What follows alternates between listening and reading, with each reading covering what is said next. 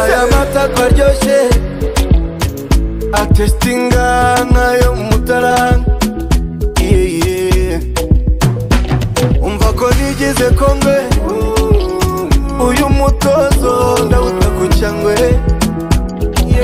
cyangwe ma uratuma nkombe igikombe